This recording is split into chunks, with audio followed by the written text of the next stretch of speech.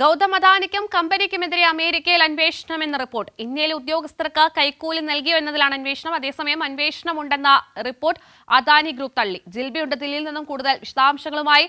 ജിൽബി, അദാനി ഗ്രൂപ്പിനെതിരെ, അദാനി കമ്പനിക്കെതിരെ ഇപ്പോൾ അമേരിക്കയിലും അന്വേഷണം നടക്കുന്ന ഒരു സാഹചര്യം. എന്തൊക്കെയാണ് വിവരങ്ങൾ?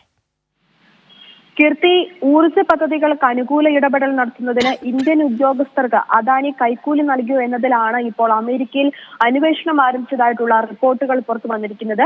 ബ്ലൂംബർഗ് ആണ് ഈ റിപ്പോർട്ട് പുറത്തുവിട്ടത്. ഇന്ത്യയിലെ ഉദ്യോഗസ്ഥർക്ക് കൈക്കൂലി നൽകിയതായും അതുപോലെ തന്നെ ഗൗതം അദാനി മോശം പെരുമാറ്റം നടത്തിയതായും സംബന്ധിച്ച രഹസ്യ വിവരങ്ങളുടെ അടിസ്ഥാനത്തിലാണ് അമേരിക്കൻ ഉദ്യോഗസ്ഥർ അന്വേഷണം ആരംഭിച്ചതെന്ന റിപ്പോർട്ടിൽ പറയുന്നുണ്ട്. എന്നാൽ ഇത്തരത്തിലുള്ള ഒരു അന്വേഷണം ആരംഭിച്ചതായിട്ടുള്ള അല്ലെങ്കിൽ അത് സംബന്ധിച്ച ആരോപണങ്ങൾ ഇപ്പോൾ അദാനി ഗ്രൂപ്പ് പാടെ തള്ളിയിരിക്കുകയാണ്.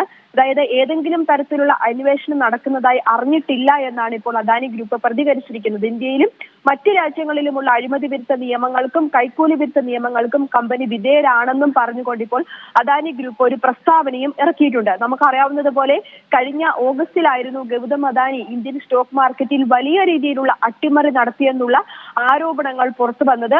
ഹിൻഡൻബർഗ് റിപ്പോർട്ട് പുറത്തു വന്നു, അതിന് പിന്നാലെ OCCR റിപ്പോർട്ട് പുറത്തു വന്നു. എന്നാൽ ഇത്തരത്തിൽ അദാനി രഹസ്യമായി സ്വന്തം കമ്പനികളിൽ തന്നെ നിക്ഷേപം നടത്തിയെന്നും നിഴൽ കമ്പനികൾ വഴി വിദേശത്തേക്ക് പണം കടത്തിയെന്നുമുള്ള ആരോപണങ്ങളൊക്കെ വന്നെങ്കിലും ഇതൊക്കെ അദാനി ഗ്രൂപ്പ് പാടെ തള്ളുന്ന അല്ലെങ്കിൽ നിഷേധിക്കുന്ന ഒരു നിലപാട് തന്നെയായിരുന്നു സ്വീകരിച്ചത്.